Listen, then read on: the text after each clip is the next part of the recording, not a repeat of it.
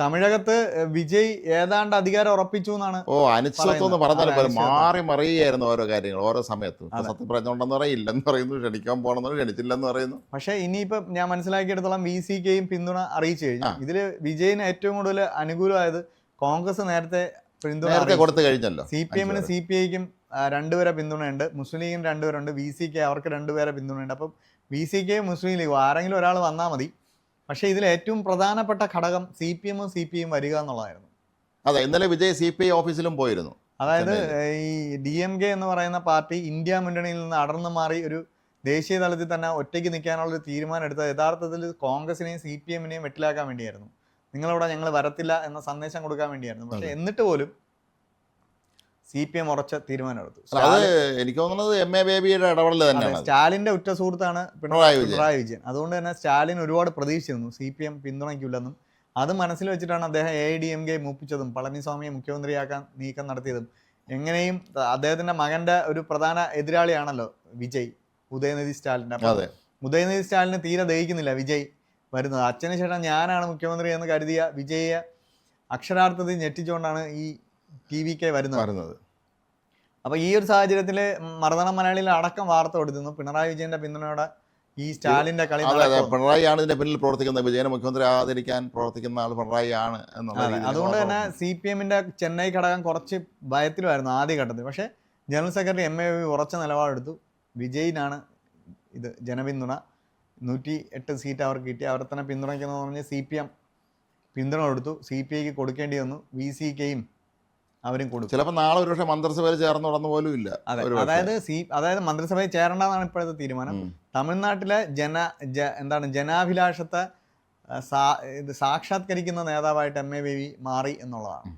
അല്ല, അത് വളരെ പ്രധാനപ്പെട്ട കാര്യമാണ്. കാരണം ഒരു കാലത്ത് കേരളം മാത്രമല്ല, തമിഴ്നാടും ആന്ധ്രയൊക്കെ കമ്മ്യൂണിസ്റ്റ് പാർട്ടിയുടെ ശക്തിയായിരുന്നു. നമ്മുടെ കന്യാകുമാരി ജില്ല പോലെ അവിടെ ഹേമേന്ദ്രൻ മണി എന്നൊക്കെ പറഞ്ഞു എത്ര വർഷം MLA മാരായിരുന്നു. സമ്പത്തിനെ അവിടുത്തെ ചുമതല ഏൽപ്പിച്ചിട്ടാണ് ഇങ്ങനെ അതോട് തീർന്നത്. ശരിയായിരിക്കാൻ സാധ്യത. സമ്പത്തിനെ അവിടെ മത്സരിപ്പിക്കാൻ പോലും ഒരു ഘട്ടത്തിൽ CPM ആലോചിച്ചിരുന്നു അവിടെ എവിടെയെങ്കിലും. പക്ഷേ എന്തായാലും തമിഴ്നാട് രാഷ്ട്രീയത്തിൽ ഒരു വലിയ ഷിഫ്റ്റ് സംഭവിക്കുകയാണ്. ദ്രാവിഡ രാഷ്ട്രീയം തൽക്കാലത്തേക്ക് അവിടെ പെൻഡിങ് ആയി. ഒരു 60-67 മറ്റോ ദ്രാവിഡ രാഷ്ട്രീയത്തെ തകർത്തത് ഒരു മലയാളി അല്ല, അവരുടെ മോഹത്തെ തകർത്തത് ഒരു മലയാളി ഇടപെടലെന്ന ഉള്ളതാണ്. അതാണ് ശരിക്കും പറഞ്ഞാൽ അവിടെ ഈ ദ്രാവിഡ രാഷ്ട്രീയത്തിൽ വലിയൊരു നിർണായക ഘടകമായി മാറിയത് മലയാളികൾ തന്നെയായിരുന്നു. MGR പോലെയുള്ള അല്ലെങ്കിൽ അദ്ദേഹം ആളുകൾ.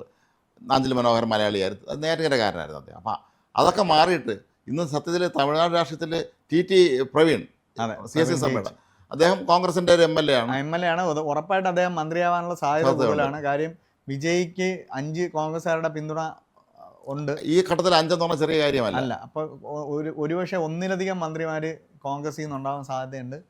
ഇതിൽ വേറൊരു വിഷയം, നമ്മൾ MA ബേബി എന്ന് പറയുന്ന നേതാവിനെ പറ്റി പറയുമ്പോൾ വേറൊരു മലയാളി നേതാവ് KC വേണുഗോപാൽ ആദ്യം മുതൽ തന്നെ ഈ വിജയിനെ പിന്തുണയ്ക്കണം കോൺഗ്രസ് എന്നുള്ളതായിരുന്നു പുള്ളിയുടെ നിലപാട്.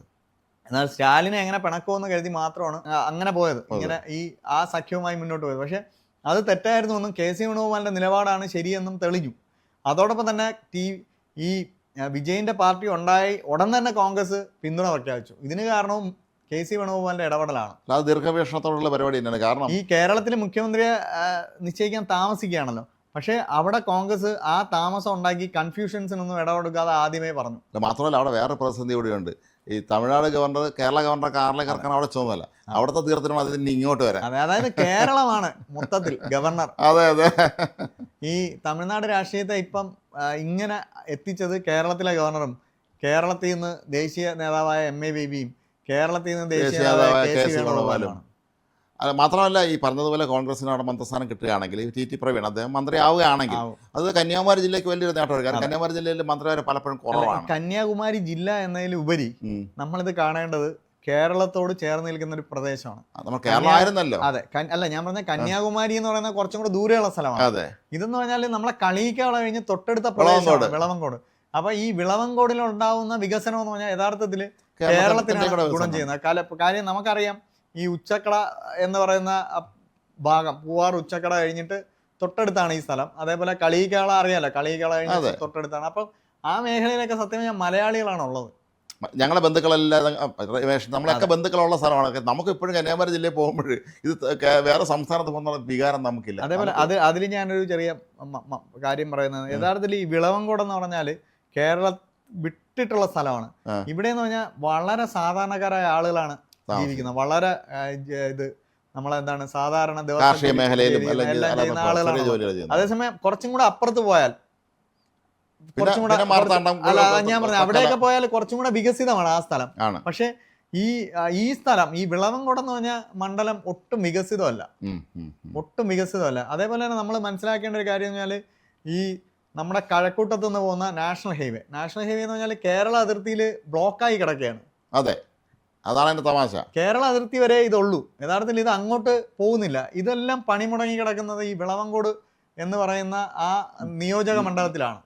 അവിടുത്തെ പണി വേഗത്തിൽ പോകാത്തതുകൊണ്ടാണ്. അപ്പം മലയാളിയായ പ്രവീണ് അവിടുത്തെ MLA ആവുന്നു, മന്ത്രിയാവുമ്പോൾ സത്യം പറഞ്ഞാൽ അവിടുത്തെ വികസനം അതിവേഗത്തിലാവും. അദ്ദേഹം മന്ത്രി ആയില്ലെങ്കിൽ പോലും സ്വാധീനം ചെലുത്താൻ കഴിയുമല്ലോ. കാരണം അതിവേഗത്തിലാണ് എന്തായാലും ആ ദേശീയപാതയൊക്കെ അതിവേഗത്തിലാകുമ്പോൾ നമ്മളെ കണക്ടിവിറ്റിയാണ് കൂടുന്നത്.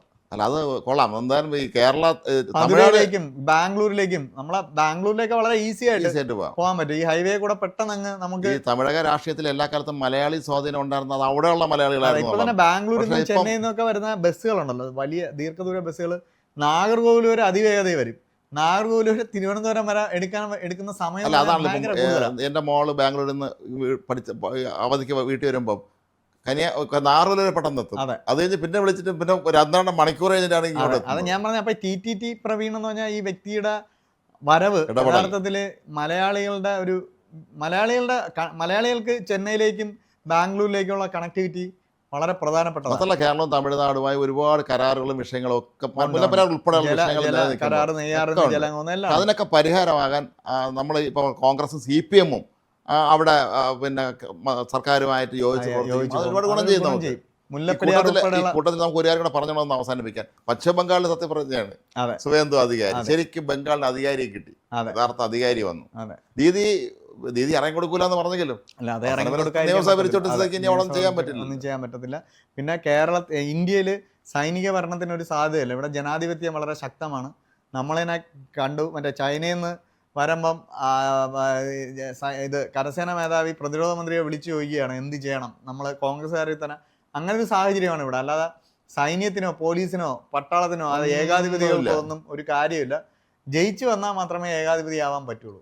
മമത ജയിച്ചു വന്നുകൊണ്ടാണ് അവിടെ ഏകാധിപതിയെ പോലെ ബംഗാൾ ഭരിച്ചത്. തോറ്റത് കൊണ്ട് തന്നെ ഇനി മമതയ്ക്ക് അവിടെ ആരോ ഇങ്ങനെ പറഞ്ഞിട്ട് കാര്യം സത്യമാണെന്ന് പറഞ്ഞു. 77 അടിയന്തരാവസ്ഥ കഴിഞ്ഞ ഇലക്ഷൻ നടത്തി കോൺഗ്രസ് തോറ്റ് തിന്നം പാടിയ സമയത്ത് ഏതോ ഉന്നത കോൺഗ്രസ് നേതാവ് സൈനിക മേധാവിയായിട്ട് ബന്ധപ്പെട്ടു എന്നാണ്. നിങ്ങളങ്ങെടുത്തോ ഞങ്ങളെ തോറ്റു എന്ന് പറഞ്ഞപ്പോൾ അത് സൈനിക മേധാവി പറഞ്ഞത് എന്താ പണിയാക്കാൻ പറഞ്ഞത്. കാരണം ഇത് ഇന്ത്യ പോലെ രാജ്യത്ത് ഒരിക്കലും പട്ടാള ഭരണം നടക്കില്ല. നിങ്ങൾ ജനാധിപത്യത്തിൽ നിങ്ങൾ തോറ്റെങ്കിൽ നിങ്ങൾ അംഗീകരിക്കുക, നിങ്ങളവിടെ മിണ്ടാണ്ടിരിക്കുക. സത്യമാണോ നമുക്ക് ഇപ്പോഴും അറിഞ്ഞു. ചിലപ്പോൾ അങ്ങനെയൊക്കെ സംഭവിച്ചോളാം. മമതയ്ക്ക് കാര്യങ്ങളൊന്നും വലുതായിട്ട് ചെയ്യാൻ പറ്റത്തില്ല. ഇല്ല, ഇപ്പൊ കോടതി പോയാലും കോടതി ഒരിക്കലും മമതയ്ക്ക് അനുകൂലമായിരിക്കില്ല. മാത്രമല്ല അവരുടെ അനുയായികൾ കാട്ടിക്കൂട്ടിയ പിണറായി വിശ്വസ്തന്മാർ കാട്ടിക്കൂട്ടിയ പോലെ ഇതിന്റെ 10 വൃത്തിയായിട്ടും കൊലപാതകം അവിടെ നടത്തിയിട്ടുണ്ട്. എന്തായാലും ബംഗാളിൽ ജന അഭിലാഷം പൂർത്തിയായി ഇന്നലത്തോടെ തന്നെ. അത് വലിയ ബുദ്ധിമുട്ടൊന്നുമില്ലാതെ അമിത്ഷാ വന്നിട്ട് ഒറ്റ പേര് പ്രഖ്യാപിച്ചു. ആർക്കും എതിർപ്പോ ഇത്തരം ചർച്ചകളോ ഫ്ലെക്സോ ഇപ്പൊ ഒന്നുമില്ല. അങ്ങനെ BJP നാറിയിരിക്കുകയാണ്. BJP എല്ലാ അർത്ഥത്തിലും അവർ തീരുമാനിക്കും. ഹൈക്കമാൻഡ് ഭരണം നടക്കുന്ന ഇപ്പം BJP-യിലാണ്. പാർട്ടി തീരുമാനിക്കുന്നു, നടപ്പിലാക്കുന്നു.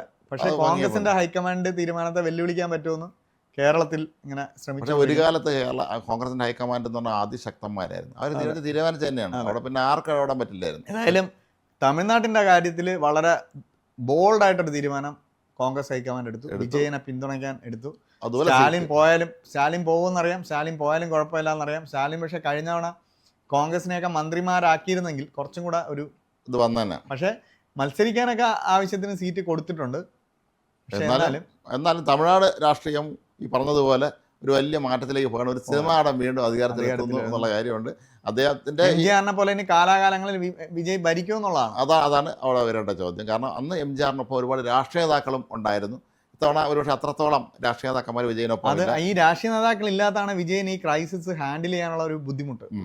അതെ. അപ്പോൾ എന്താണ് ചെയ്യേണ്ടത്? ഒരുപക്ഷെ വിജയ് ആദ്യം തന്നെ ചെയ്യേണ്ടിയിരുന്നത് CPM-ന്റെയും CPI-യുടെയും മറ്റ് ചെറിയ പാർട്ടികളുടെയും ഓഫീസിൽ പോയി നേരിട്ട് അവരെ പിന്തുണ തേടുകയായിരുന്നു. അല്ല, അതെ. എന്നിട്ട് മറിച്ച് ഈ പിന്തുണ ഉറപ്പാക്കിയിട്ട് ഗവർണർ അടുത്ത് പോയാൽ മതിയായിരുന്നു. മറിച്ച് വിജയ് ആദ്യം ചെയ്തത് ഗവർണർ അടുത്ത് പോയെന്നുള്ളതാണ്. അല്ല അതിനെ പറ്റി ഒരു അബദ്ധം ഈ കോൺഗ്രസിൻ്റെ 5 പേരെ ലിസ്റ്റും കൂടെ കൊണ്ടുവന്ന് അപ്പോൾ ബാക്കി എവിടെയെന്ന് ചോദിച്ചു. സ്വന്തം പാർട്ടി ഒറ്റ പാർട്ടി എന്ന് പറഞ്ഞാൽ അപ്പം തന്നെ എടുക്കുമായിരുന്നു. കോൺഗ്രസിന്റെ പിന്തുണയും കൂടെ അതെ, ഞാൻ അത് പറഞ്ഞത് ഇതിലൊക്കെ എനിക്ക് രാഷ്ട്രീയപരമായ ഒരുപാട് എക്സ്പീരിയൻസ് തന്നെ വളരെ പ്രധാനമാണ്. ഉണ്ട് ഉണ്ട് ഉണ്ട് ഉണ്ട്. അപ്പോൾ ഏതായാലും നമുക്ക് നോക്കാം. തമിഴ്നാട്ടിലും പശ്ചിമ ബംഗാളിലും ഒക്കെ തന്നെ പുതിയ സർക്കാരുകൾ വരുന്നു. നമ്മളിപ്പോഴും മുഖ്യമന്ത്രി ആരെന്നുള്ളതിനെ കുറിച്ചുള്ള ആശയക്കുഴപ്പങ്ങൾ തുടർന്നുകൊണ്ടേയിരിക്കും.